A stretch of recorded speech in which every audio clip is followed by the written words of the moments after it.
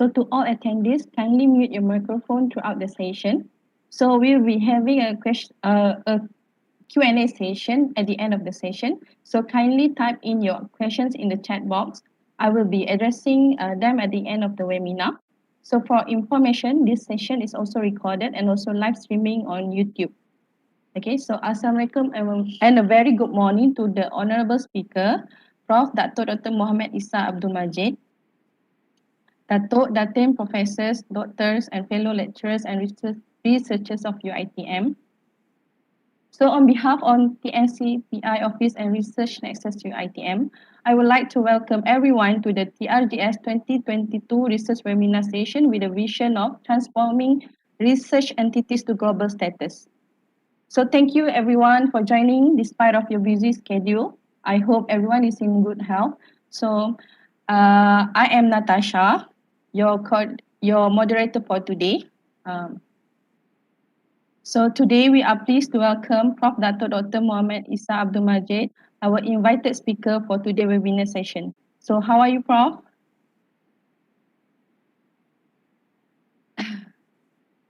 I'm switching on my microphone. Alhamdulillah, thank you very much for your introduction. Okay, so but first let me share with you some background details of the Honourable Professor Dato Muhammad Isa Abdul Majid. So the Honourable Professor Dato Dr. Muhammad Isa Abdul Majid adalah Honorary Professor di Pusat Kecemerlangan National Poison Center USM, University Science Malaysia. He obtained his Bachelor of Pharmacy from USM and PhD from University of Bath, United Kingdom. His research expertise is in biopharmacy, biotechnology, pharmaceutical and nutraceutical, polymer usage in pharmaceutical industries, and also in R&D and in product and development. Professor Dato Dr. Muhammad Isa is also the head of domain for pure and applied sciences, Dana Penyelidikan, Kementerian Pengajian Tinggi, and he has various experience as a assessor in assessor, okay, in LRGS, TRGS, BRGS, and also FRGS. Besides that, he is also a task force for Malaysia Research Assessment, MIRA, and also for Higher Institution Center of Excellence, KPT. Okay. So today he will be sharing with us his expert opinion and tips, and also experience as panel of examiner in writing zero reject TRGS proposal. With that, I ask all of you to give your full attention. So without further delay, please welcome the Honourable Prof. Dato Dr. Muhammad Isa Abdul Majid. So the WebEx floor is yours, Prof. All right, thank you very much, Dr. Natasha Ahmad Nawawi, as the chairperson for our session this morning. Bismillahirrahmanirrahim. Assalamualaikum warahmatullahi wabarakatuh. Selamat pagi, salam sejahtera. Let me first of all say my appreciation first and foremost to Dr. Natasha Nawawi for hosting me this morning. I would also like to express my appreciation to Professor Technologist Dr. Nur Azhar Abdul Rahman, who is the Deputy Vice Chancellor for Research and Innovation Affairs at University Technology Mara. I would also like to express my thanks to Professor Dr. Norita Wati Matahe, who is the Director for Nexus. And last but not least, my appreciation to Professor Dato Abu Bakar Abdul Majid, my colleague from the early days of our career as a lecturer in USM. Just to share with you my interaction with Dato Abu Bakar. We have known each other since our PhD days, right? And we started off our career at USM. He decided to move to a better or greener pasture, and I would like to take this opportunity to express my thanks for the friendship that we have built over the years. Thank you very much, Dato' Abu Bakar. So let me just set up my presentation this morning. I'm supposed to be sharing with you the latest information regarding the funding mechanism under what is known as Transdisciplinary Research Grant Scheme, or the acronym for it is TRGS. The session will be for 2 hours. I've prepared my slide for the purpose of our discussion this morning. A copy of those slides has been sent to the Office of Renew and UiTM.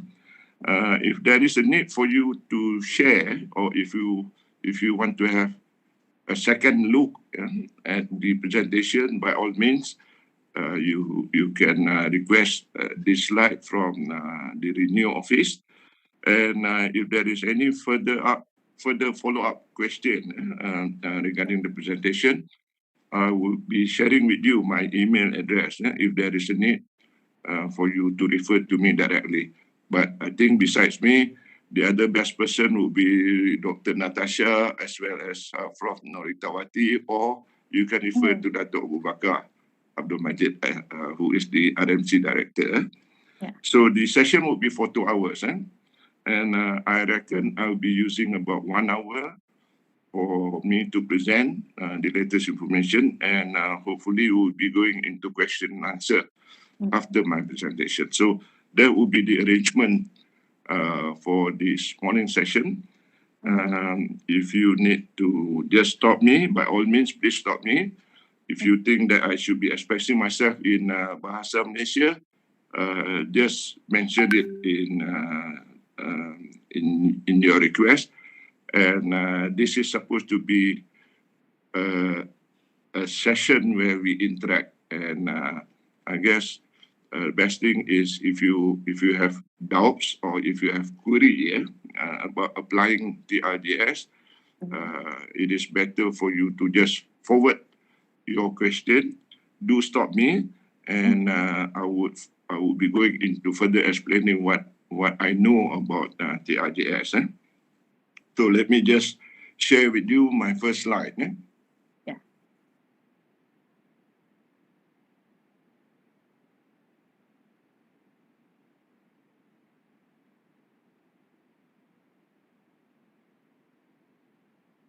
Okay, I hope you can see my first slide now.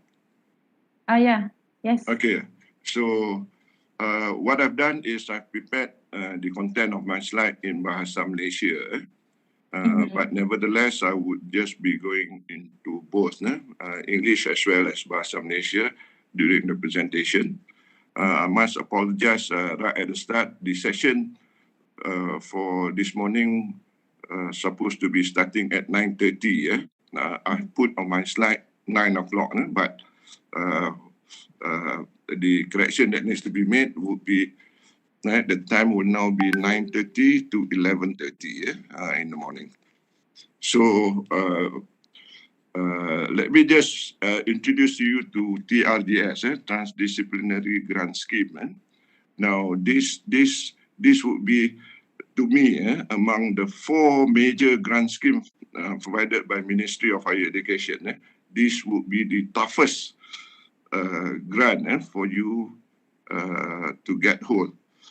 If you are now holding a grant under TRGS, you are considered to be one of the luckiest researcher in Malaysia, because the success rate, as can be seen in this slide. So if you can refer to the yellow arrow, the success rate has been all the while in the range of 2 to 3% out of the proposal that KPT has received over the years.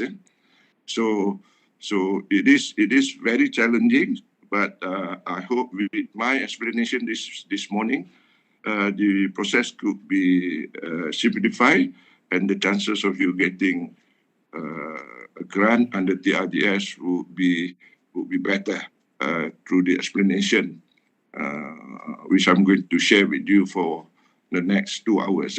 Always remember, among the 4, if you talk about FRGS, which is actually a grant scheme provided by Ministry of Higher Education to researcher in local university based on a single discipline. PRGS is another grant scheme which is also provided to recipient of completed FRGS so that they can move their funding under FRGS to a higher level with the hope that by getting hold of prototype research grant scheme, researcher in Malaysia will be able to move upward in the commercialization ecosystem. And in actual fact, the first two funding mechanism that KPT has offered for this year, beginning December, FRGS, Fundamental Research Grant Scheme, and PRGS. In fact, the closing date for submission to Ministry of Higher Education for PRGS is today. And if you have submitted, I will take this opportunity to just say good luck and hope for the best in your submission for PRGS. So if you look at this slide, the success rate for FRGS will be in the range of 30%, whereas for PRGS, success rate can be in the range of 16 to 20%.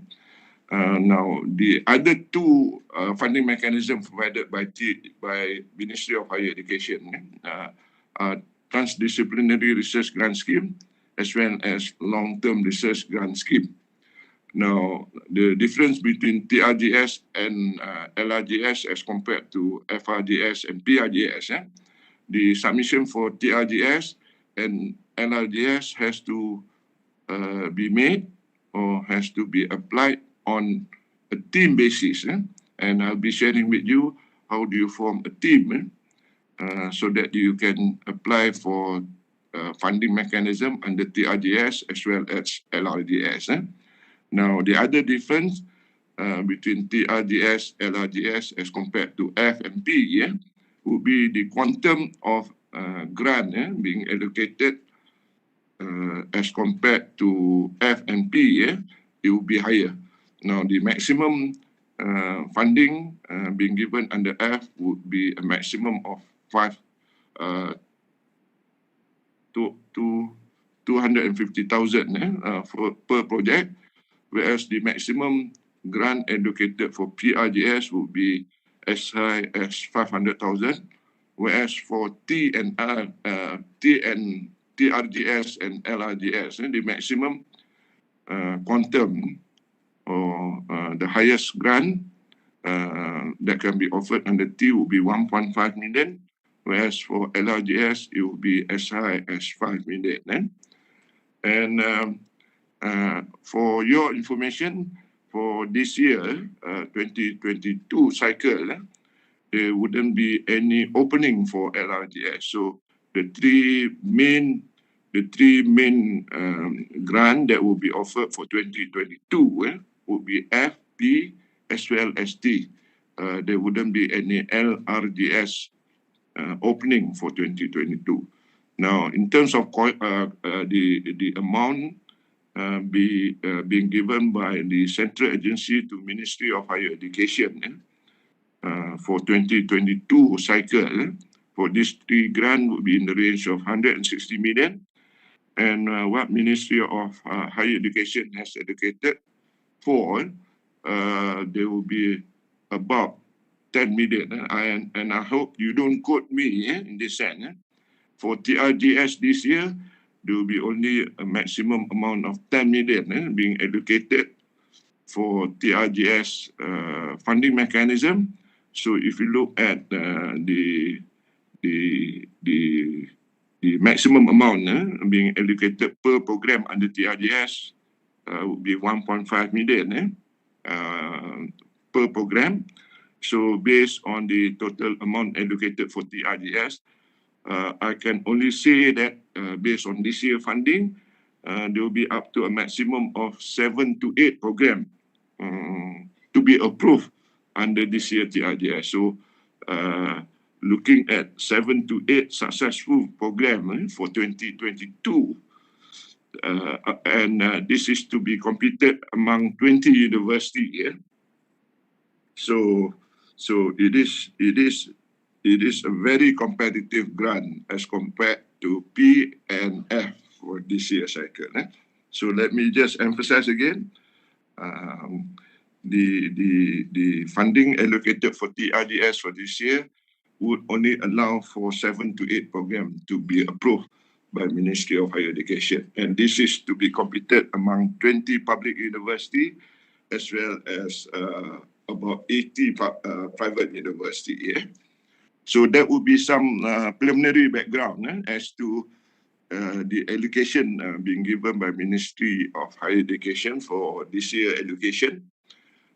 And for TRGS, this year cycle has been announced by Ministry of Higher Education. It will be open from 31st January, and the submission from respective university for funding under TRGS would be closing by 30th of March 2022.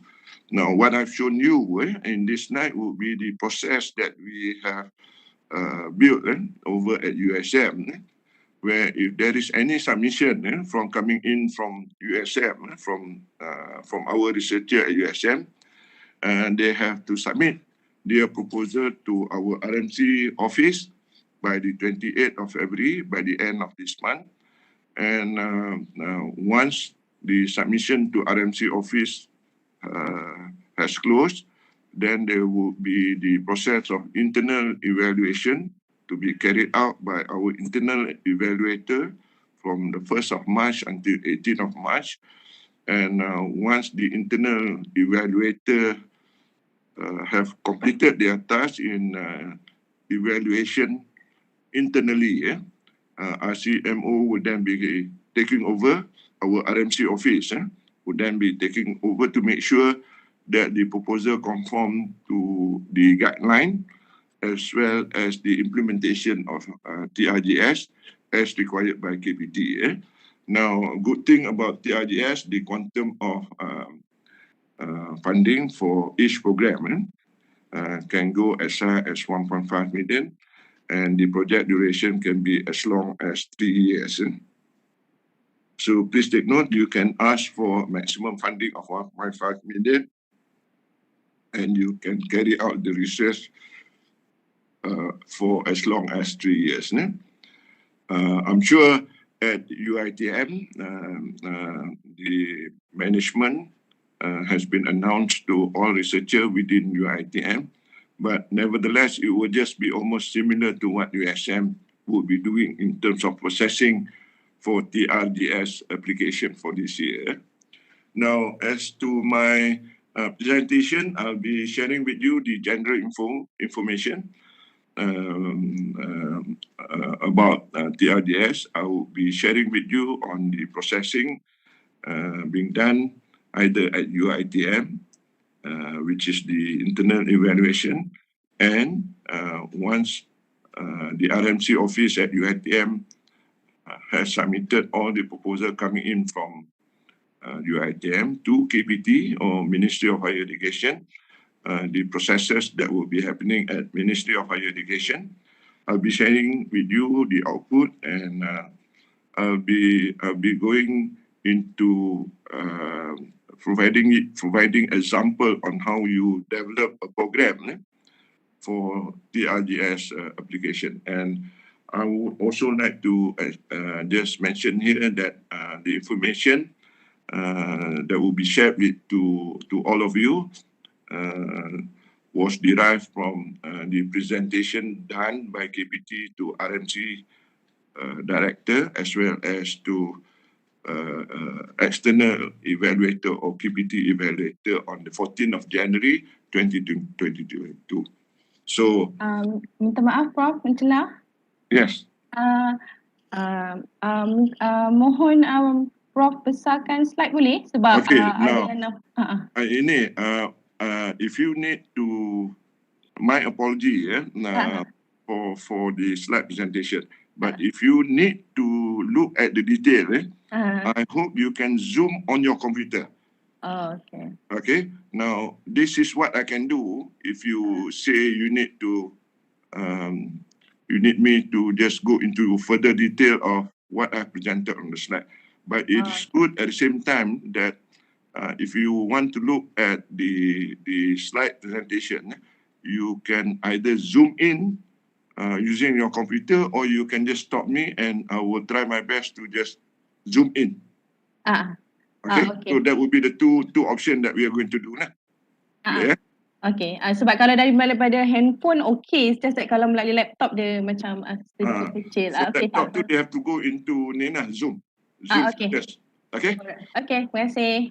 Alright, sama-sama. Thank you. So basically this is something that you have to be aware of.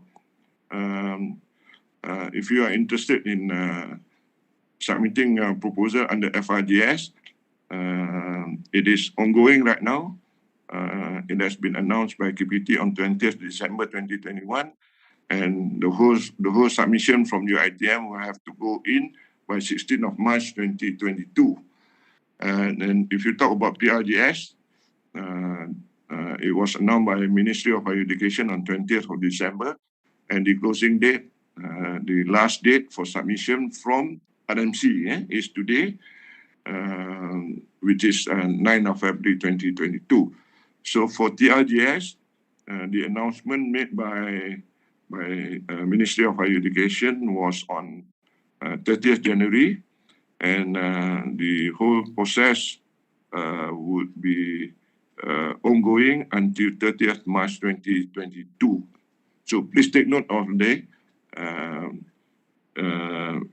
dates being put up by Ministry of Higher Education. So if you talk about applying for LRGS,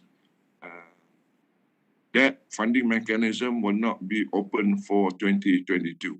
So if you talk about the three being offered for 2022 are FRGS, PRGS, and TRGS. Now, with that 160 million allocation given by Central Agency to Ministry of Higher Education, we think the whole 160 million would be completed before Raya, before April, and hopefully the announcement will be coming in by early May 2022, so that you can just embark or implement the approved proposal. So there wouldn't be any more cycle after that, because I'm sure the allocation of 160 million will be all used up by May.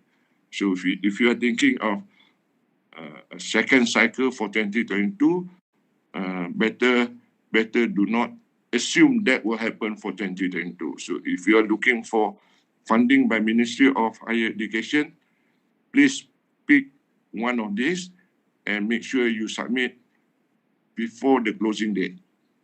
All right? There wouldn't be any more opening for 2022. So you have to wait until 2023 for you to apply the coming cycle.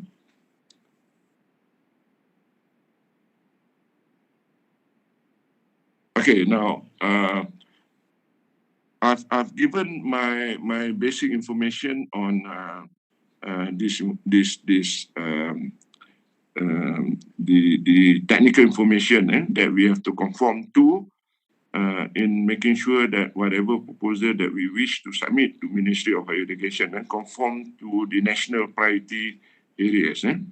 And whatever we intend to do has to conform to the priority areas identified according to, if you look at the right-hand side, these are the three major documents that we have to refer to in making sure that our proposal that we submit to Ministry of Higher Education conform what the government has planned for the next 10 years. There is also another important document that you have to refer to, and this is actually RMK12 planning document, which is actually being announced as early as December last year. So, in making sure that we conform to whatever the government has prioritized for the country, it is important for us to make sure that once we have prepared the proposal, it conforms to the 1010 My STIE document, which 1010 My STIE is actually the framework in which Academy of Science Malaysia has put forward, and this has been endorsed by the cabinet.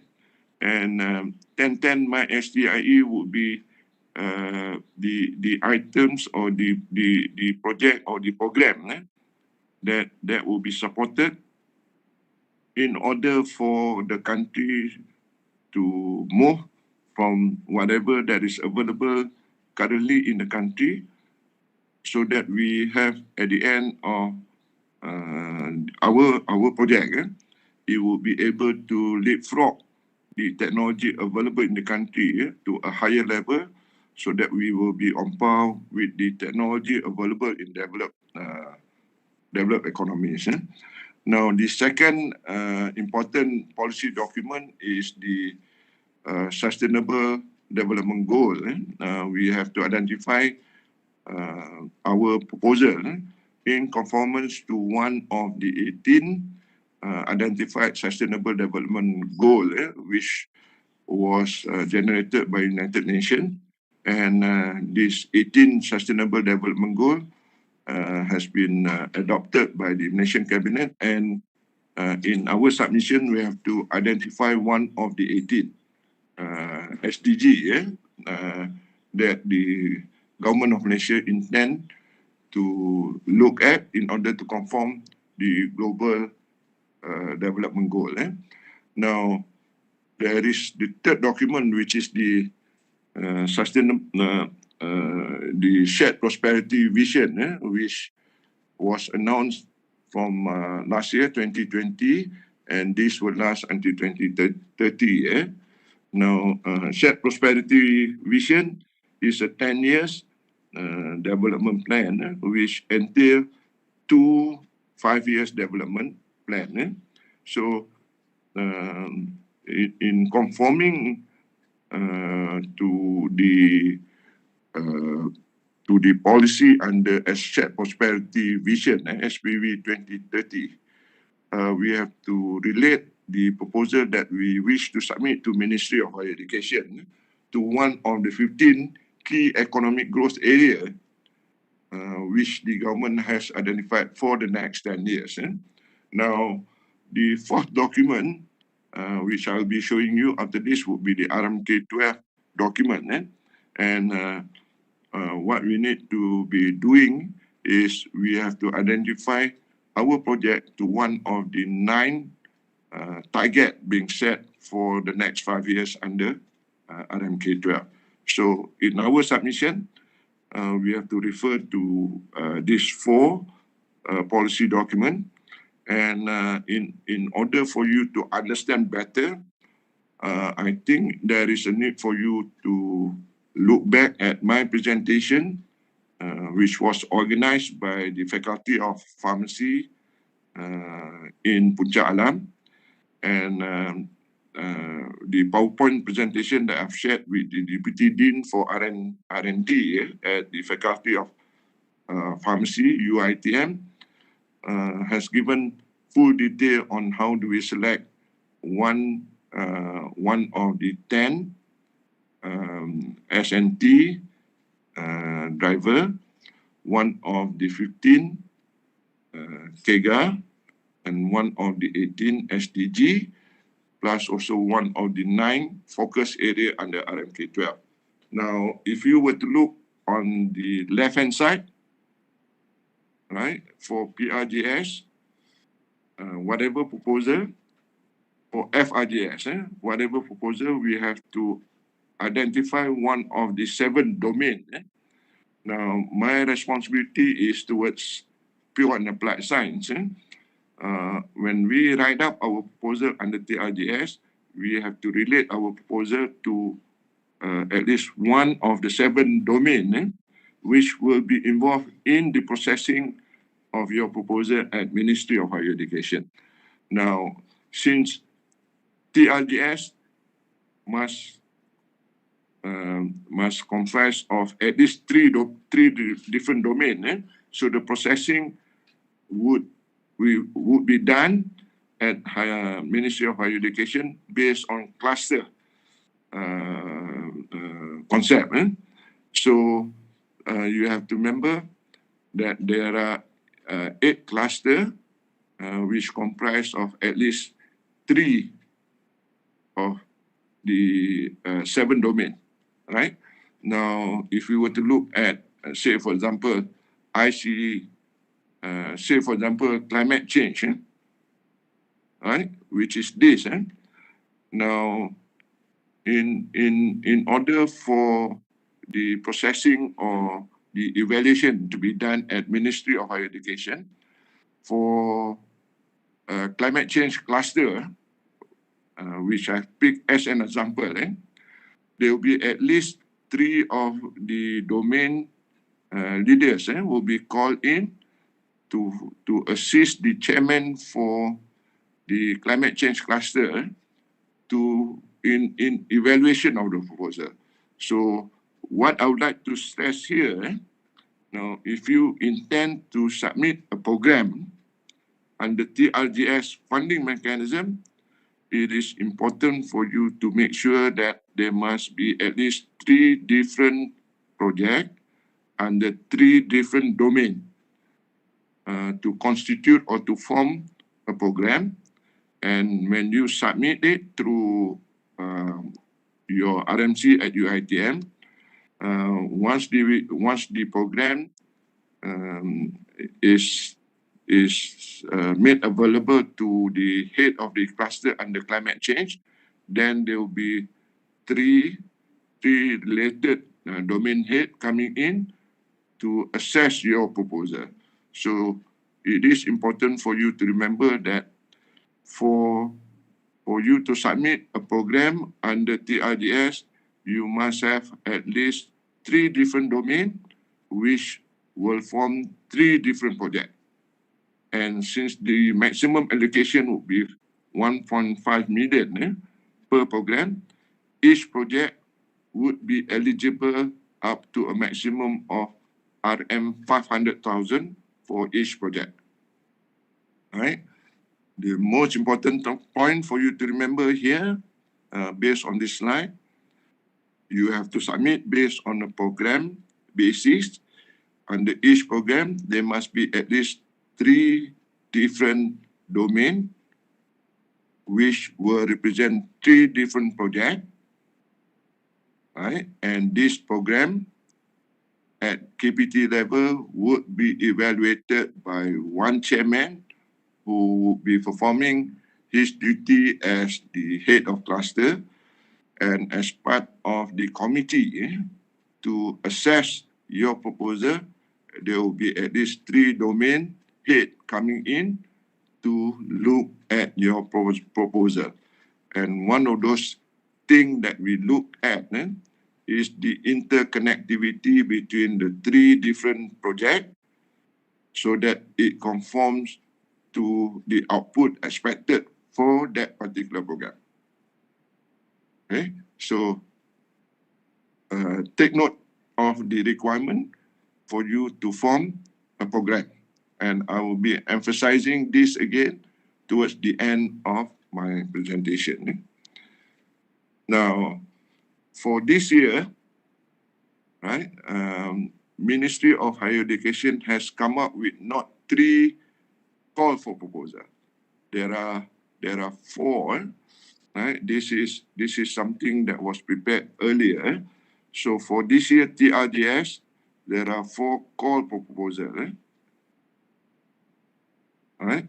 One of them covers energy, climate change, and environment. I'll be sharing with you the scope of project under energy, climate change and environment, there is also the second call for proposal, which look at the present situation faced by Malaysia, which is actually to look at pandemic mitigation, preparedness, response and recovery based on COVID-19. The third call for proposal looks at national resilience to security threat. I'll be sharing with you the scope of project being identified under the call for proposal for national resilience to security threat. And the fourth call for proposal is in Internet of Everything and artificial intelligence.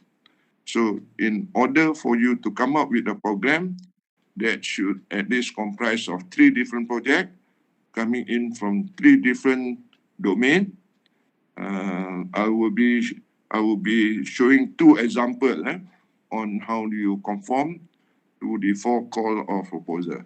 So once you submit the program that fulfill one of the 4 call for proposal at KPT level, there will be the processing to be done at the cluster level, and in our assessment, we will be doing just like what we do for FRGS as well as PRGS, except that we need to be looking at the connectivity for the project that you have formed in coming up to fulfill the 4 calls for proposal.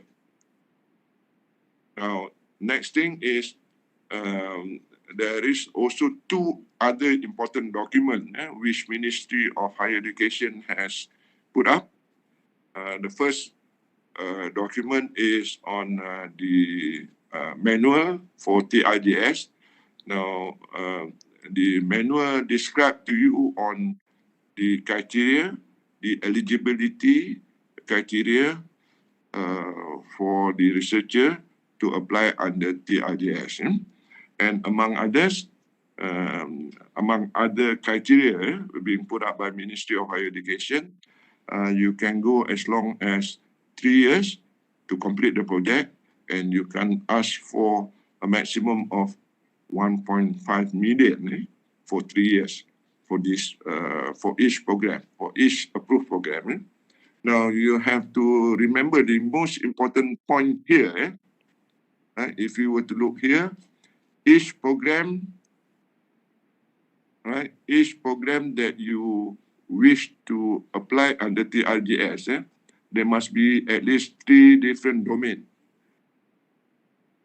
You can go for all 7, but when you put up 7 projects to represent 7 domains, the amount allocated for each project will be very little as compared to a minimum of 3. Right? So the definition of domain, it can be one under SDG, it can be one under ICT, it can be one under health, or it can be a combination of the remaining domain, which are social science, technology and engineering. It can be heritage, cultural heritage, and finally it can be sastra ikhtisas, arts and applied arts. So make sure that when you come up with a program, there must be at least a minimum of 3 domains. Right? Now, there are also other criteria being put up under the manual. Now, for ketua program, for program leader, as well as PI for each project, if you are reaching your retirement age, now the minimum time before retirement would be 2 years, right? For you to apply for funding under TRDS. Right? So if someone comes in and the PI or the program leader happens to be very close to retirement age, So he or she must be at least 58 years old to be eligible to apply for TRDS. Now, these are some additional information that I would like to share with you. Now, if you have been given a TRDS program, you are eligible to apply for a new TRDS program, provided you have completed the previous TRDS, right? But if you happen to have funding under P or F, and you have not been given, or you have not had any TRDS before. So if you happen to have two ongoing F and P, you are eligible to apply TRDS. And the second point to note in terms of the eligibility, if there is an ongoing TRDS and there is a request to change the project leader, now no replacement of PI for approved TRDS project or program until and unless that particular program has achieved 100% completion. Right? Any ongoing, if it is still being implemented, the project leader or the program leader cannot be replaced until and unless the project has achieved 100% completion.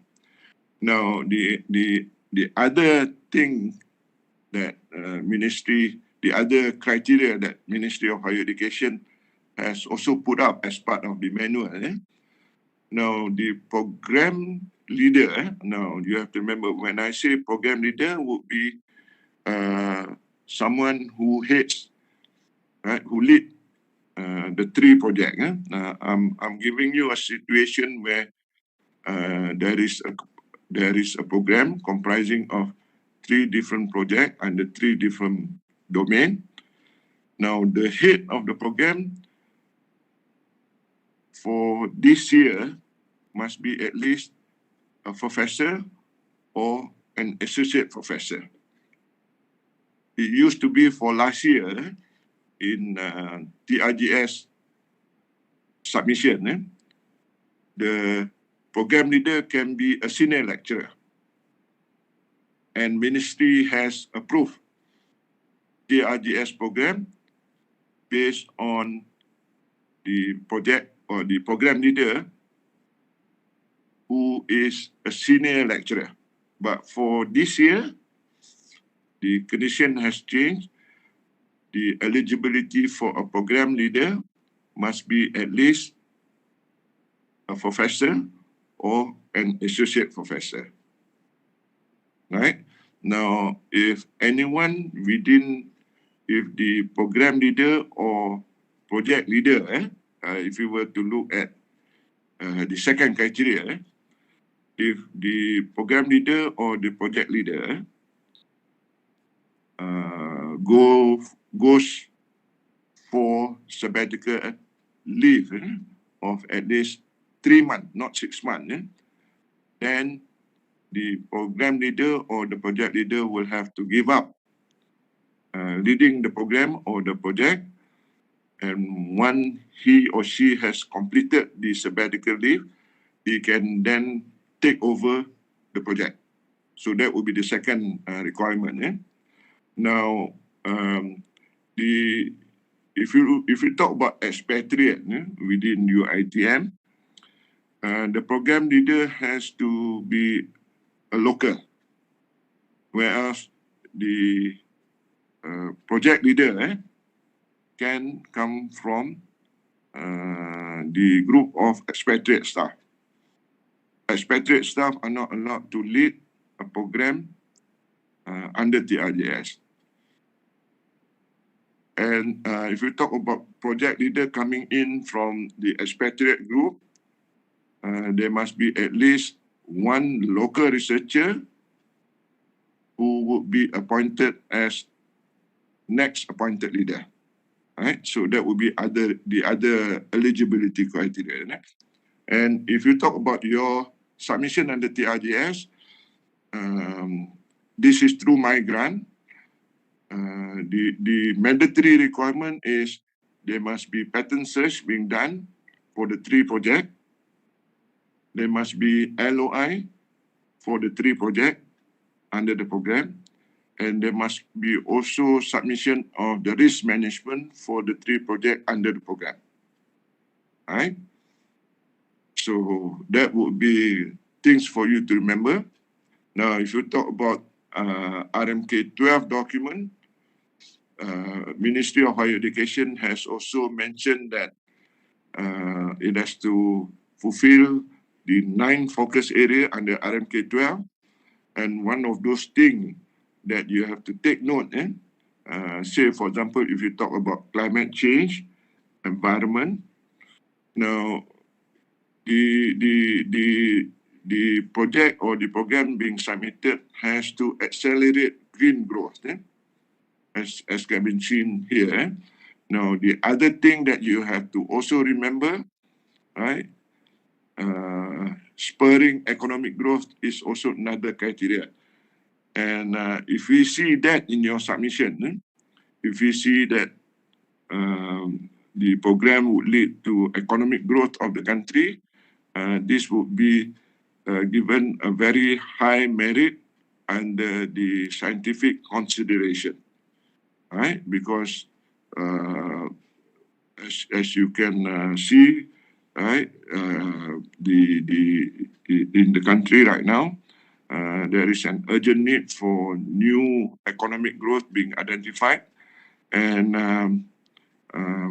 if you can come up with a program that can address or spur economic growth or accelerate green growth, green industry growth, that will be something that the Ministry of Higher Education will be able to lend support in making sure that the project receive funding. So always remember that when you come up with your program, it has to conform to at least one of the 9 focus areas, which I've highlighted, spurring economic growth or accelerate green growth for the country. Okay, now looking at the output for TRGS,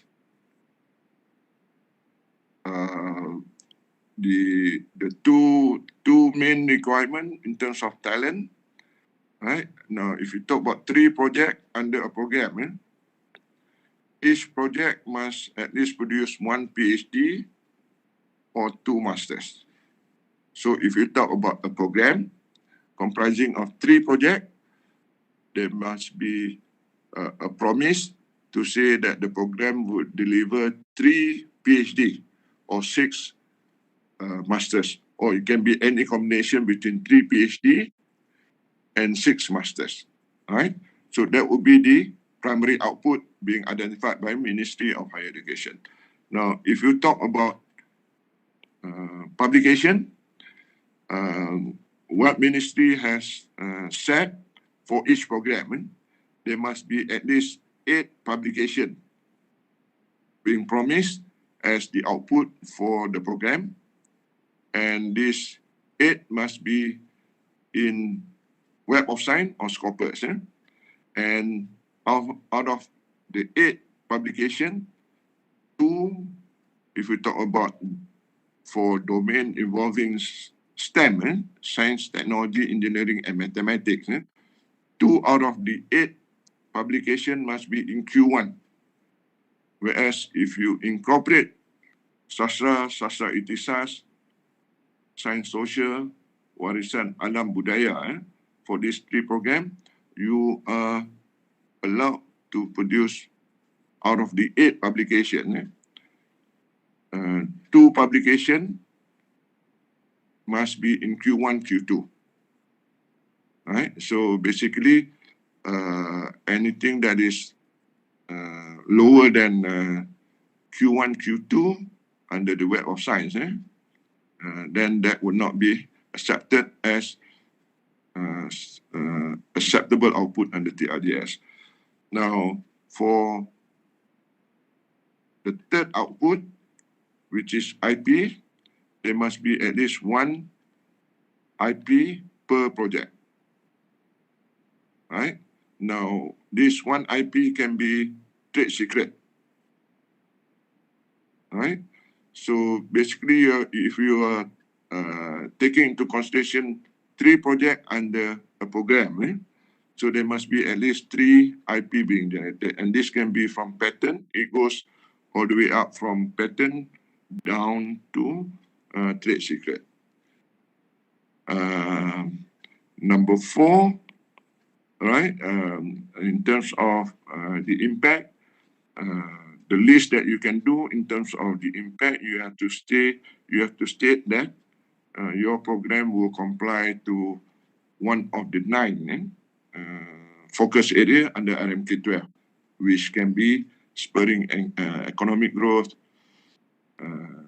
or it can be accelerating green economy, or it can address the divide between the have and the have not, as the impact. Now, in terms of processing for TRGS, once you have come up with the program, and in this particular case, if we take an example of a 3 project for a program, there must be internal evaluation being done at UiTM level. And what ministry has said in terms of internal evaluator, the criteria for internal evaluator must be at least a professor as the first assessor, and the second assessor must be an associate Prof, right, to do the internal evaluation. Once the internal evaluator have gone through the proposal and they are satisfied with the requirement of TRGS at Ministry of Higher Education, then your program will be submitted to Ministry of Higher Education. Now, at MOHI level, there will then be evaluation done by the KPT evaluator, and this is at the cluster level. And once your program has been picked by the cluster head, there will be arrangement being made by Ministry of Higher Education to call you to face the committee under each cluster. And during this interaction at Ministry of Higher Education, there will be suggestion given by the committee in order to improve your program further. And once the committee is satisfied with the correction being made, there will then be, the committee will then endorse to the top management at Ministry of Higher Education to provide funding for the approved program. Again, just to emphasize, if you talk about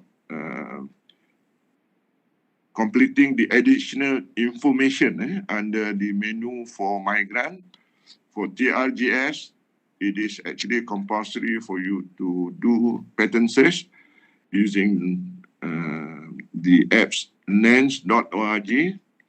You have to come up with a letter of intent from your industry partner or your collaborator from the international side, and there must be also submission of risk management. So if you are talking about 3 projects comprising a program, then there must be at least three patent search, 3 LOI, and 3 risk management for each project. In terms of criteria, I've mentioned to you that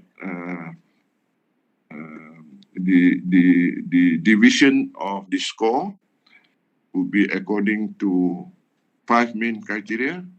Number 1, which is top scientific merit. The second criteria would be impact, right? In this particular case, if we see that the proposal will spur economic growth, then we would be giving high score under project impact. The third criteria would be competency of the research team.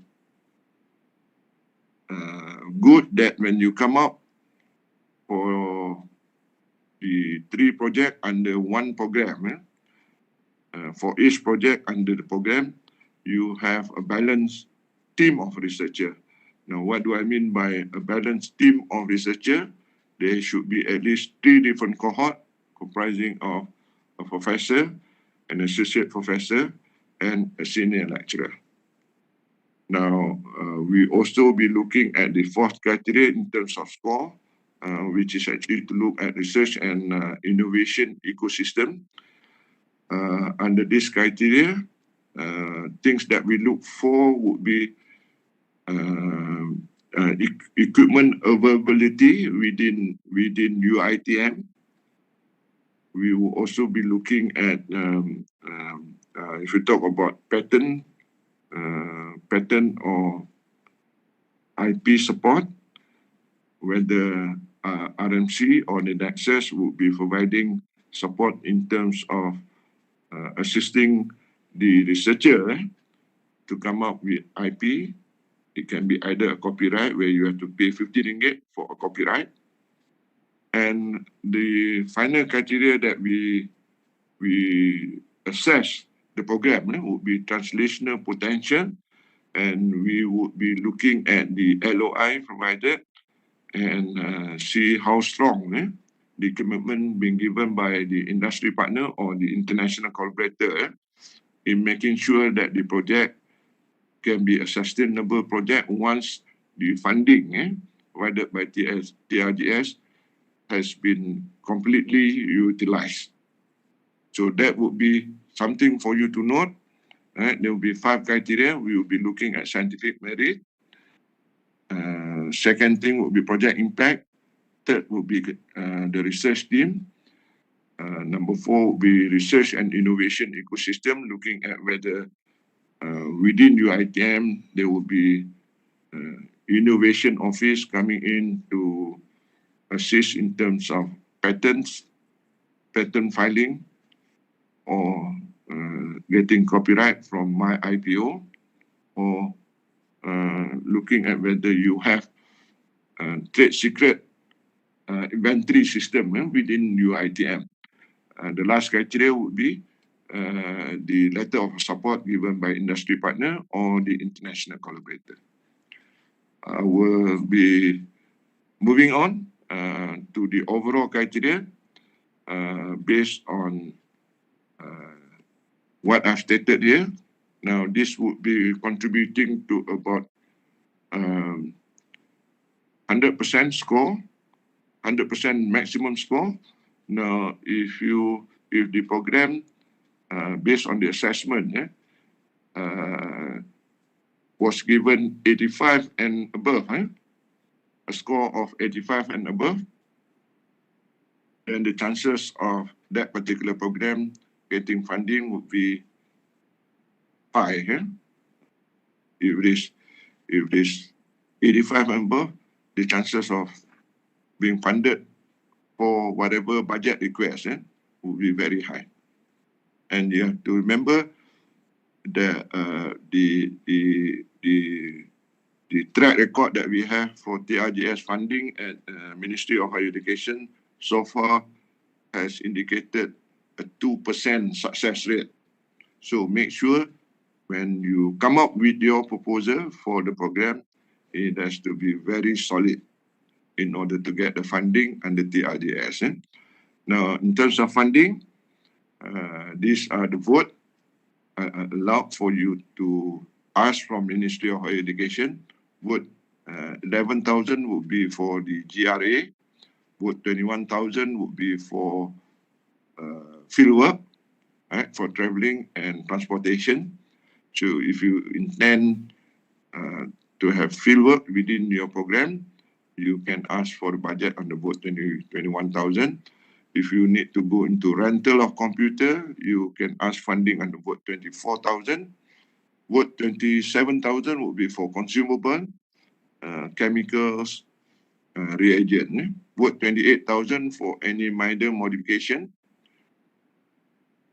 And vote 29,000 would be for you to ask for page charges, or if you need funding for patent search, for patent filing, then you are allowed to ask for budget under vote 29,000. And if you need to buy any equipment, you can ask for under vote 35,000. Right? So in terms of the vote 21,000, right? As I mentioned just now, each project would have to produce 1 PhD or 2 masters. If you decide to have 3 projects for a program, then you are going to employ 3 GRA at PhD level, and for PhD GRA, you can allocate 2,500 per month for the PhD GRA. Now, if you intend to produce 2 masters for each project, then for each master's GRA, the maximum allocation for emolument under vote 11,000 would be 2,000 a month.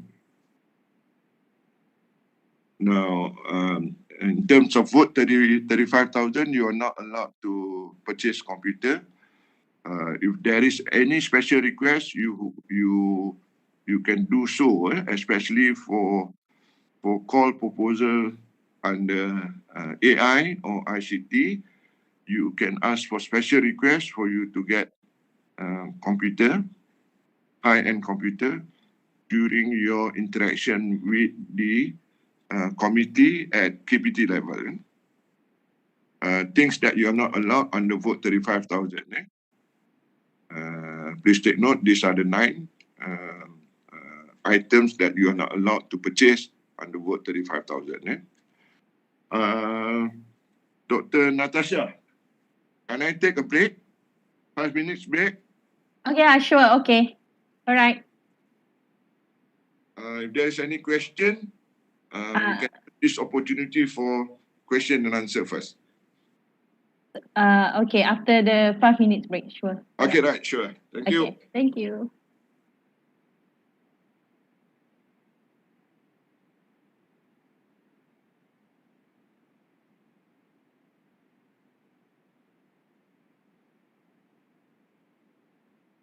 So we'll be having a 5 minutes break, yeah? So if you have any question, please write in the chat box.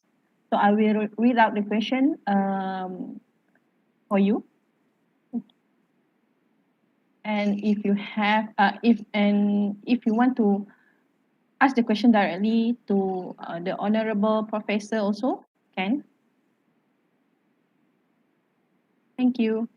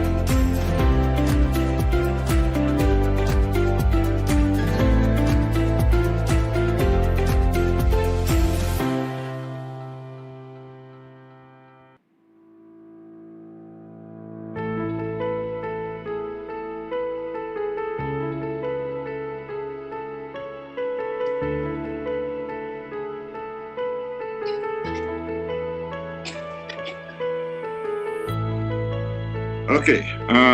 Any question, Dr. Natasha? Prof.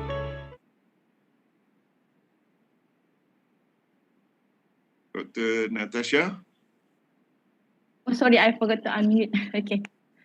Yeah, we have a few questions here from YouTube and also from the chat box lah. Okay. But before that, I would like to thank you for all the tips. Okay, and also for the guidance. Okay. There will be one last section that I will be going afterwards. Okay. Which is how do we come up with a program? Uh-huh. And then based on the program, how do we form project under the program? So I'll be picking up 2 examples so that this will be a guide to researcher within UiTM. Okay, so would you like to have the Q&A session now or after? Okay, before I begin my second section, can we just handle the questions so far? Okay, all right. So, is it possible? Yes, sure. So the first question we have from Dr. Muhammad Hafiz Muhammad Yusof. So this question is taken from YouTube channel. So Prof, can you extend the discussion on research output, especially with regards to the research deliverables, whether tangible or non-tangible? Okay. Now, thank you very much, Dr. Muhammad Hafiz. Now, in terms of the output, which I've shared with all of you just now, Yes. I've given an example of a program comprising of three projects from 3 different domains. Okay. Now, if we look at this test case or this example, now in terms of the deliverable for the program, which comprise of 3 different domains, not taking into consideration non-sciences. Okay, the 3 projects comprise of 1 under as pure and applied science, another project under TK, technology and engineering, and the 3rd project comes from medical. Right? Now, if we consider this example, now each project will have to deliver in terms of talent, 1 PhD or 2 masters. Okay, and the IP needed per project would be 1 IP per project. Now, coming back to the publication for these 3 sciences domain, right, it has to be 8. So between the 3 projects, right, there must be a total of 8 publications in Web of Science and Scopus. So if you have 3, then you can have a combination of 3 for project number 1, 3 publication for project number 1, 3 publication for project number 2, and 2 publication to give a total of 8. All right. Now, out of the 8, then 2 publication must be in Q1. Right. So project 1 will have to produce 1 out of 3 Q1. Project number 2 will have to produce 1 Q1 out of the 3 being promised. And once you have 2 Q1, then project number 3 would be given a relief, except to come up with 2 Q1, Q2 publication. Okay? Right? So you have to remember publication, 8 altogether, 2 per program must be in Q1. Okay. Now, if you talk about IP, I've mentioned just now 1 IP each per group. All right. Now, in terms of non-tangible, now during the assessment of the program, we see whether they fit in terms of accelerating green economy, whether it will spur economic growth, whether it would address the divide between have and have not, things like that. So that becomes part of our intangible output that we expect from the program. So I hope Dr. Muhammad Hafiz, I've answered your question. Right? Now, if you have out of the 3 projects, one under social science, right? So the social science would be given leeway, either Scopus publication or WS, right? But from social science, we expect Q1 or Q2 as part of the 2 being promised.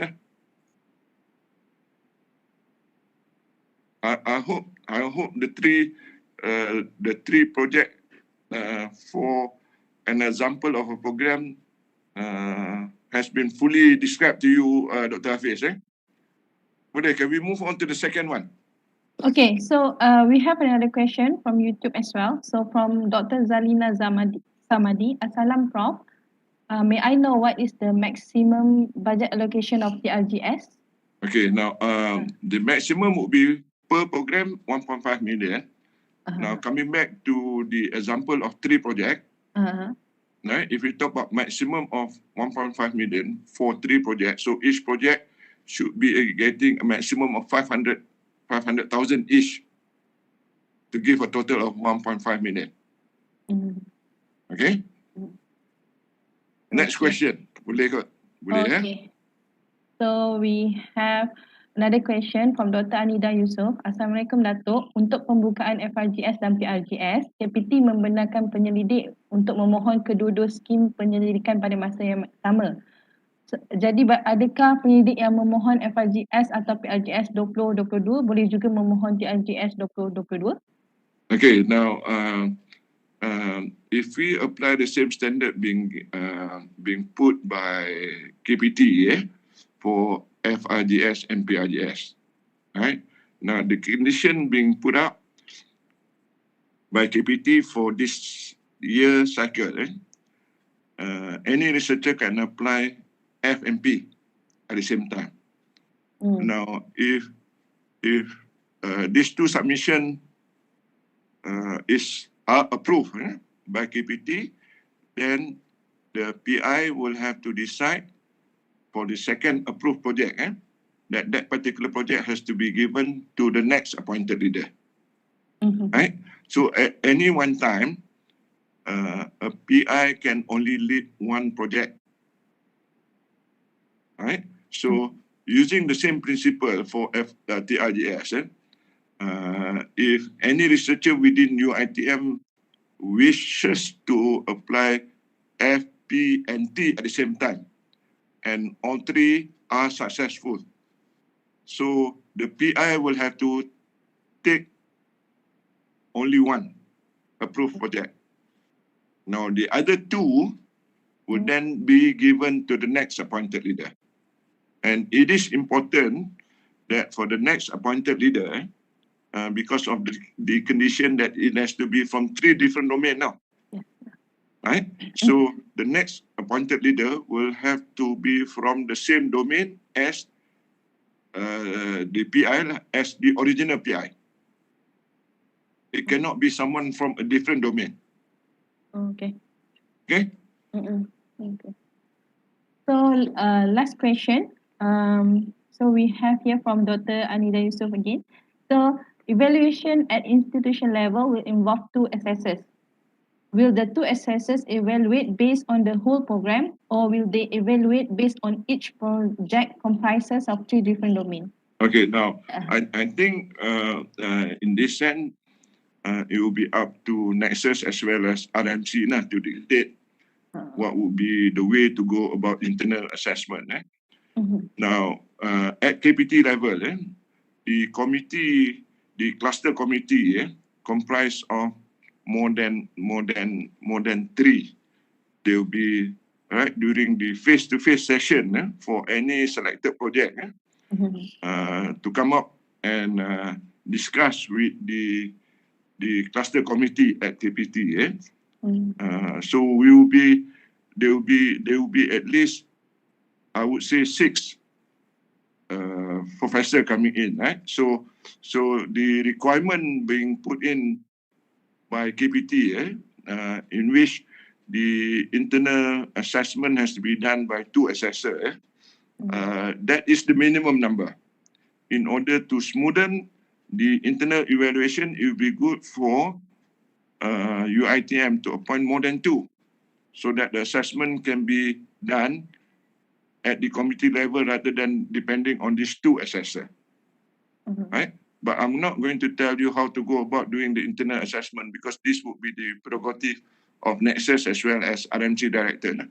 The minimum number required would be 2. Oh, okay. Okay? All right. Now, we have covered the first round of Q&A, so I will move to my second part of my presentation on how to come up with program and then project. Right? So let me share the second part of my presentation. All right, sure, Dato. Okay.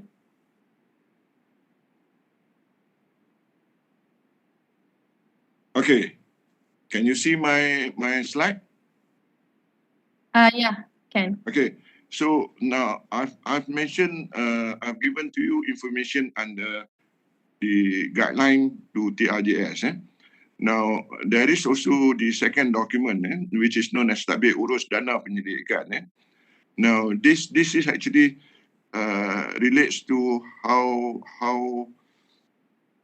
the program will be implemented. And under Tabir Urus, as part of Tabir Urus, there is call for proposal being put up by KPT, and this constitute part of Tabir Urus. Now, and you have to remember this is actually being given importance by KPT.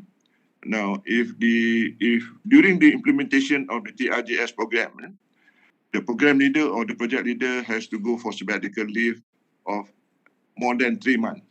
Right? For PRGS, for FRGS, the condition being put is more than 6 months. But for TRGS, if you decide to go for sabbatical leave of more than 3 months, then someone or the next appointed leader will be coming in to take over the project.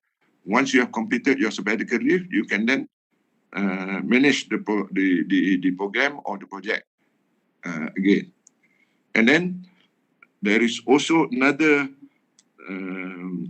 requirement being put up by KPT very recently, as of January 2022.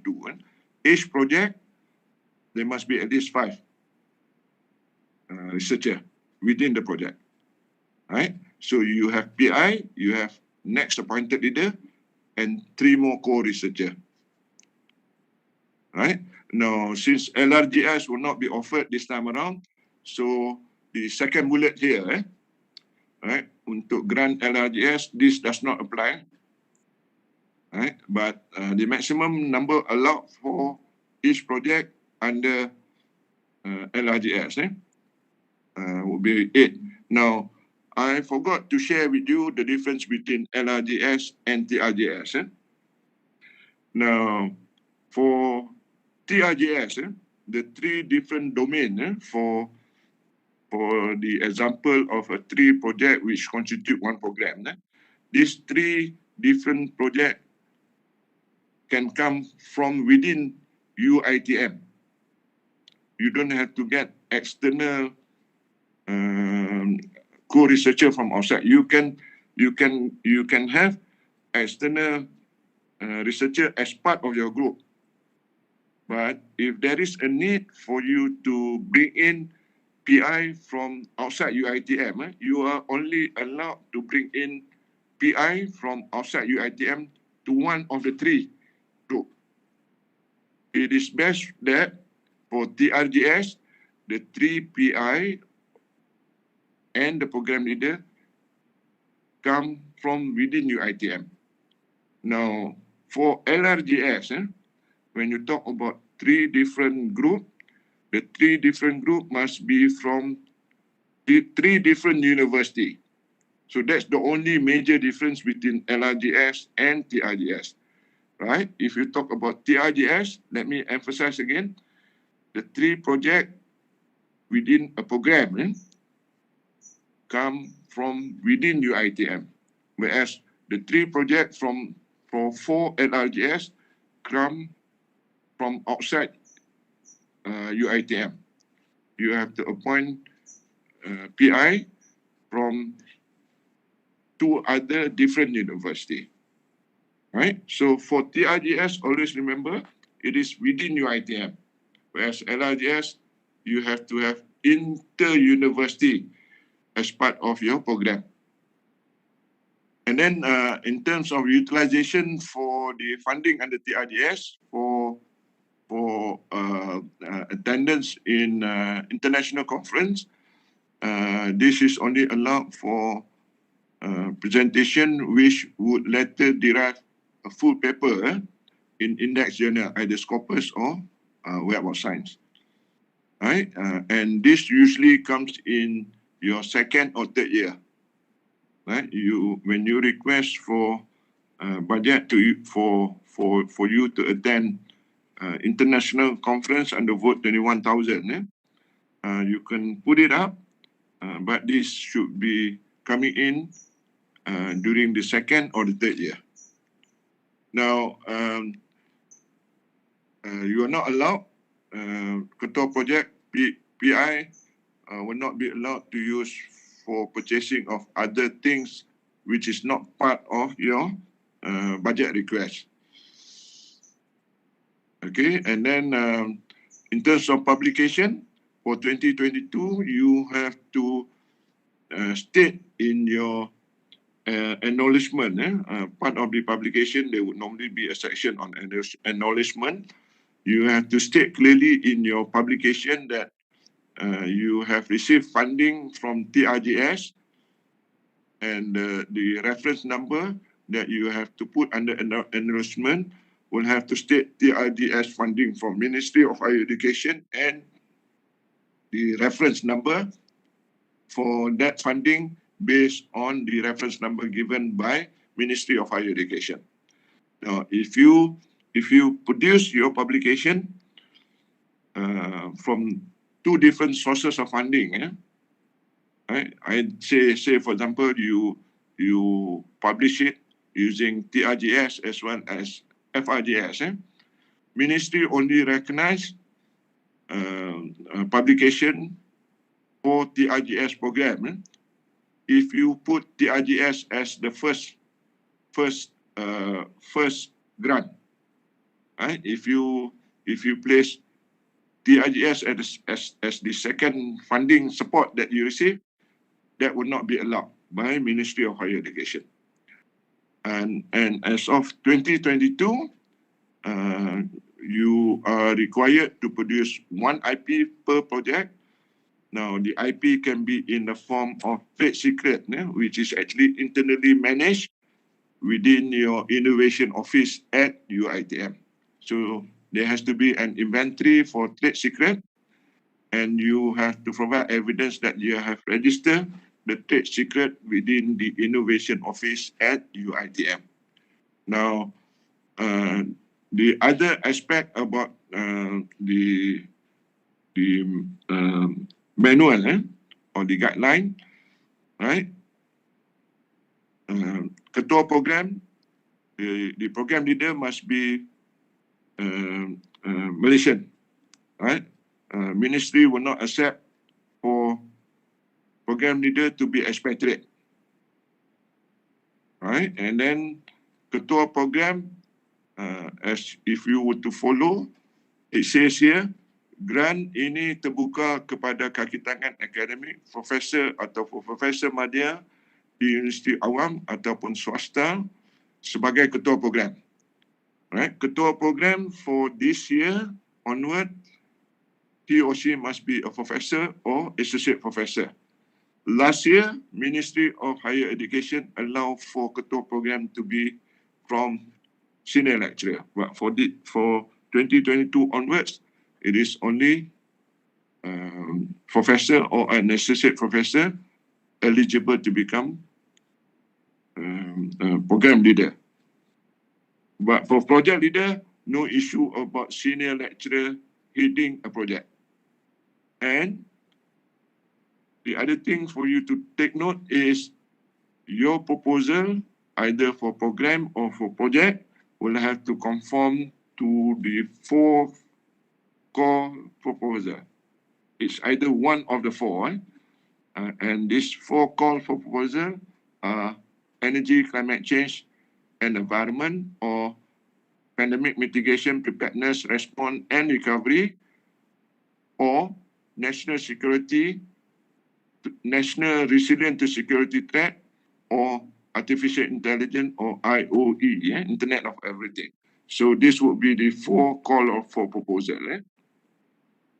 And let me share with you that during the building up of the call for proposal, there are various meetings being held at Ministry of Higher Education.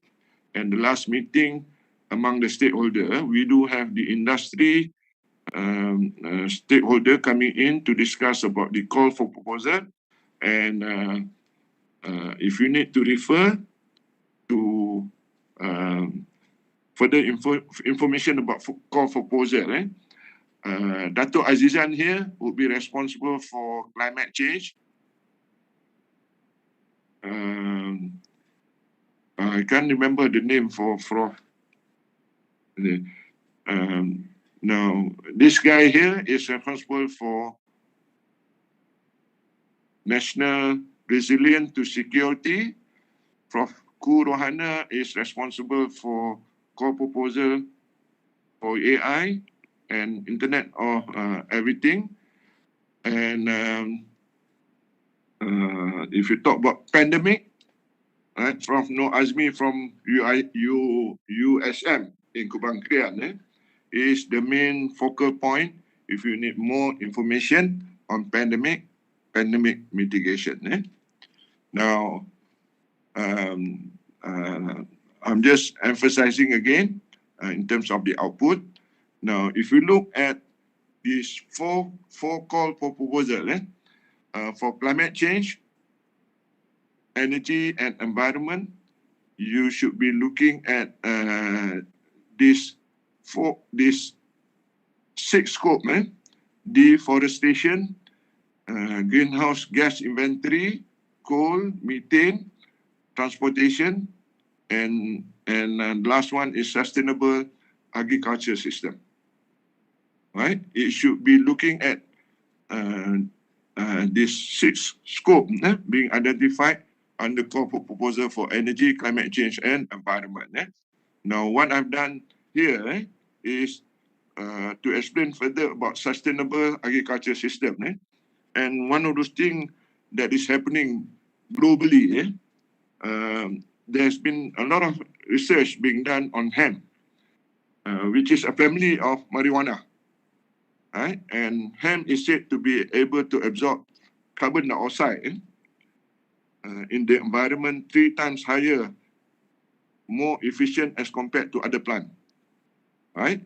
And if hemp is being used in construction material, right?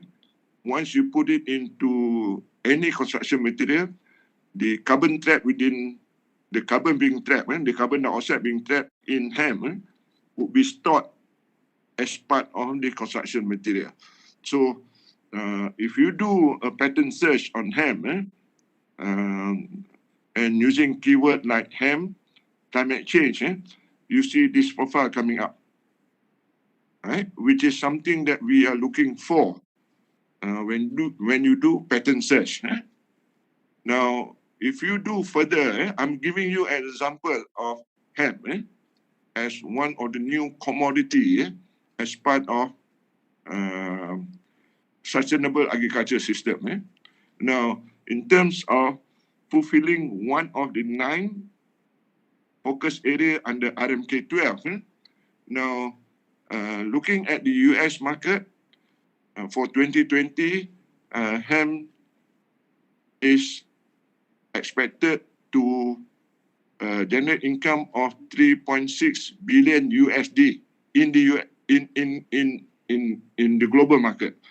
And in terms of hemp users, besides construction material, it is now being used as part of the automotive component. Now, hemp seed, for example, has been categorized as superfood, right? And the trend, if Malaysia were to embark onto hemp as part of the climate change, it has a cumulative annual growth of 21%. So if you talk about Malaysia venturing into hemp, in which by 2028, the global market will be about converting it into ringgit Malaysia, that would be about 50 billion, right? This would be something that will create a new growth for the country. So if you are thinking of looking at hemp, for example, as part of the call for proposal, you should be coming up with things like sustainable agriculture system, looking at vertical farming for hemp, because hemp is being controlled by under the law. The current act is Dangerous Drug Act because it belongs to the same group as marijuana. And if you intend to go into it, there are constraints being put up because when you want to deal with marijuana, the law in Malaysia says that everything that belongs to marijuana will be classified as dangerous drug under Dangerous Drug Act 1952, and you have to really put up a high security system in order to go in order to go for indoor cultivation. Now, good thing about hemp, once you have the plant, there are plenty of compound from the flower where you can just come up with drugs, right? And in coming up with and conforming to good agriculture practice, there is IoT and artificial intelligence involved in making sure that hemp can grow indoor under artificial light where you can increase the productivity. So in this particular case, if you are thinking of this program, for example, your program can be growth of hemp industry. And if you are thinking of coming up with 3 projects, you can have one under Sains dan Kesihatan, health and Sains Perubatan, health and medical, where you can put up one project, right, that looks at medicinal benefit, right, as one project. Number 2, if you want to look at the social dimension, right, where the present law in Malaysia prevent from ordinary farmers to plant hemp. So you'll be looking at, say, for example, another project, constraint of Dangerous Drug Act 1952 in allowing ordinary farmers to plant hemp. So that will become your second project under social science domain. And the third project that you can think of, if you want to form the program for growth of hemp industry, is to put up a project under TK, Technology and Engineering, where you can look at the incorporation of hemp fiber as part of building construction, and thereby you can reduce excess carbon, or you can store excess carbon in the environment. So this would be one example of how you build up a program that looks at the global development that is happening around the world for climate change. If you do a proper literature review on hemp, you will see that the industry is actually developing rapidly in the US as well as in Europe. So that shows one example of how you build up a program and the 3 different projects from 3 different domains. Now, if you talk about pandemic mitigation, there are 7 scopes being identified. Number 1, health issue, development of vaccine, for example, economic growth, social well-being. Number 4, leadership. Number 5, future transformation. Number 6, education disruption caused by the pandemic. And number 7 would be effectiveness of communication between the policymaker in overcoming the pandemic situation. Right? Just to illustrate to you what has been done in the country in terms of the pandemic situation, we have ambulance, we have tracking system to My Sejahtera. So if you want to identify new engine of growth arising from the pandemic, now the document produced by Academy of Science in 1010 My STIE identify the various program, the various projects that can be implemented in Malaysia in order to make sure that the technology available in the country would be able to cover any future pandemic based on the current situation that we are facing with COVID-19. So just look up further from 1010 My STIE document for potential project or program that will relate for the call for proposal which satisfy the pandemic mitigation. For AI and Internet of Everything, the scope for the call for proposal 7 altogether: augmented reality, autonomous system, big data analytics, data and national network security, machine learning, system integration, and finally artificial intelligence. For national security, right? These are the scope for national security, national resilience for security threat. Number 1, internal security. Number 2, information security. Number 3, cyber security. Number 4, regional stability that look at the presence of China armed forces in South China Sea. Policy and strategic study in defense and security technology, emerging technology which relates to IR 4.0. And besides the national security issue, the other that this call proposal also accept would be food security, water security, as well as energy security. So with that note, Dr. Natasha, I've come to the end, and we will continue with question and answer. Again, thank you very much. Dr. Natasha? All right. Okay. Okay, thank you, Prof. Dr. Muhammad Isa, for the valuable input and tips in guiding all the attendees here on the TRGS application. So I must say, the important thing here, we have to ensure that the proposal is programmed under the minimum of 3 domain, right, Prof? Yeah, 3 different domains. 3 different domain, and also fulfill the requirement as stated in the Garis Panduan TRGS 2022, and also be on the lookout for the additional compulsory requirement mentioned just now that are LOI from industrial partner, pattern search, and also risk management, right, Prof? Yes. I've given example to illustrate what is being given important by Ministry of Higher Education. All right. So we have one question here from Prof, from Dr. Anida Yusof.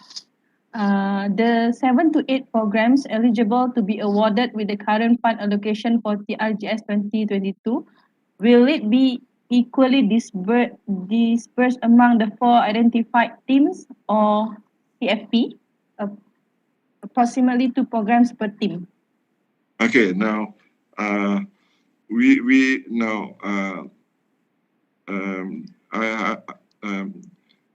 cannot say for sure 7 to 8 program now, but the information that I can share right now is it will be about 7 to 8 program, right?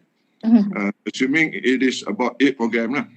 assuming we take 8 program, I'm sure there will be remnant money coming in from PRDS as well as FRDS.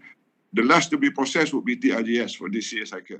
So any remnant coming in from FMP would be put to TRGS to be spent.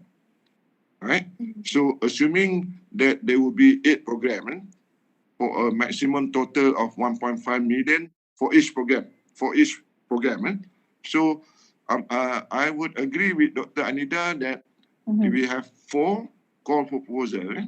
So in terms of the success rate, right, based on the allocation being given, we can say for sure that there will be at least 2 programs for the 4 call proposal. You are correct, Dr. Anida. So there would be an allocation of about 3 million for each call for proposal.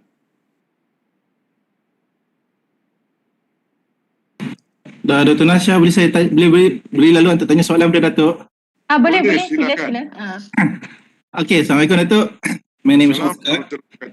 Okay, Dato', based on the sharing session tadi, based on tajuk ataupun program tadi, saya tengok balik definasi dengan falsafah TRGS ni, dia lebih kepada basic research ataupun exploratory base. Right. Bila at program level tu, macam mana kita nak maintain dia punya basic study ataupun dia punya exploratory part tu? At a sub-project level is okay lah kot, kita boleh bagi dia nampak fundamental. Tapi bila kita combine 3 projects or 4 projects ni to become a program tu, dia dah sukar lah rasa nak jadikan dia fundamental. Can you comment on that? Thank you, Dato'. Okay, yang siapa nama tadi yang tanya saya tak dapat, Doktor apa tak? Dr. Oscar. Okay. Now saya bagi contoh tadi kan, kalau tengok untuk nak jawab call proposal for climate change lah, saya guna contoh HAM tadi kan, betul tak? Nah, kalau tengok HAM ni, dia memang sesuai untuk dibangunkan lah di Malaysia disebabkan dia serap carbon dioxide paling tinggi. And pokok ni wheat, okay? Dia memang tumbuh 3 bulan, dia dah memang boleh harvest untuk kita dapat. Right? Dia lebih kurang macam padi lah, 3-4 kali setahun. Right? And when it contain carbon dioxide, how do you derive benefit from it? Nah, so bagi saya, bila saya tengok pokok HAM ni, and if you do further reading on HAM ni, dia ada medical use. So bila kita tengok connectivity, if there is a project on medical use, then I see there will be fundamental study on how do we convert HAM, active component in HAM, and one of it is cannabidiol. And memang ada the usage of cannabidiol in medicine. So for that particular project, I think they should be doing fundamental study on converting the identified biomarker cannabidiol into medical product. So there's plenty of fundamental study to be done in that aspect. Now, once you know kata hemp can absorb carbon dioxide more than any other plant, and you can, if you can store it in building material, you put it into concrete, and you build building out of it. So you trap carbon dioxide, which is higher than the most plant, into building. Right? The carbon dioxide wouldn't be released into, you reduce the amount of carbon dioxide. So now there will be plenty of study under TNK, Teknologi dan Kejuruteraan, on converting hemp fiber to be part of the concentration. So that will be another fundamental study. Right? Now the third one, saya bagi contoh, the current law in Malaysia does not allow for our local farmer to go into open planting, right? Open system, and that's why you need to go into IoT lah. Right. Now, I think kalau projek ketiga dibangunkan bawah social science, itu akan memenuhi keperluan policy maker bagaimana nak ubah undang-undang supaya pokok hem ni boleh ditanam oleh petani. Dan bagi saya, bila saya tengok pokok hem ni, dapat biji dia, 5 kilogram biji hem akan memberikan pulangan RM1,000 berbanding dengan 5 kilogram beras pada harga RM50. Right?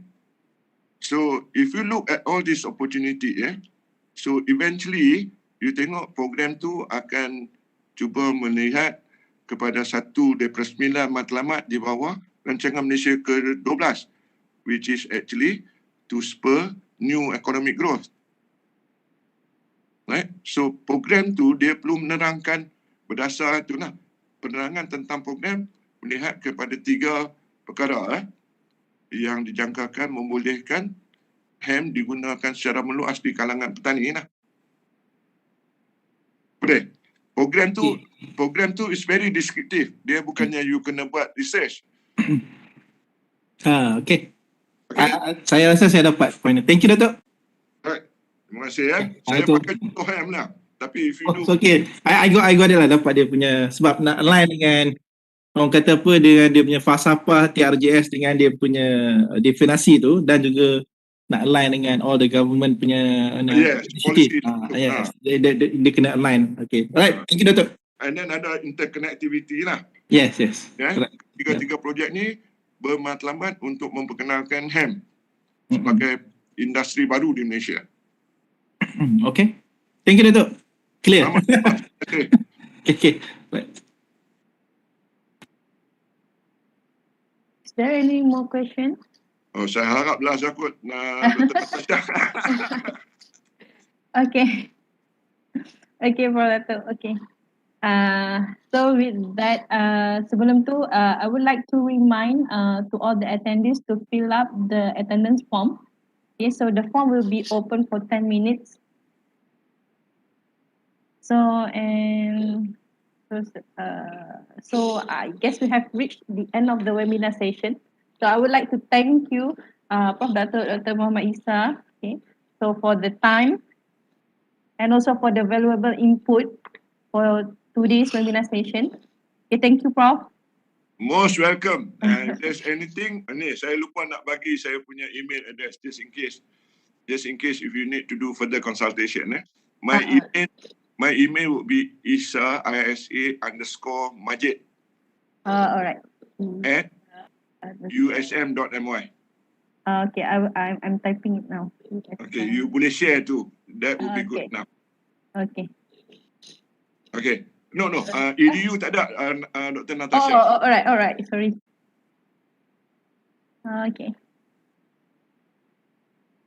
No, okay. USM. Saya tulis lah kot. .my, right? .my. Okay. You tulis lah. Okay dah. Okay. Terima kasih Dr. Natasha. Alright, thank you, Prof. Dato. Very enjoyable session. InsyaAllah diharapkanlah kalau ada ilmu yang boleh digunakan, just go ahead lah. Right? Especially on the PowerPoint yang saya sediakan lah. If you think you need to spread it, Alhamdulillah. Terima kasih banyak-banyak. So Dato, will you be sharing the slide with us? Yes, I've already passed it to Renew. Renew? Oh, okay. It's under the email. Last night I've sent it to Renew at UiTM. Let me see. Dia memang ada satu salinan. Oh, I see. Okay. Just open up that email. Memang ni. Kalau tak dapat, just send another email to me. Alright. So sure, I will check with the secretariat first lah after this. Alright. So thank you. Thank you very much. Assalamualaikum warahmatullahi wabarakatuh. Okay. Waalaikumsalam. Terima kasih, Dato. Thank you very much, Dato. Okay, bye. Assalamualaikum. Terima kasih semua. Salam.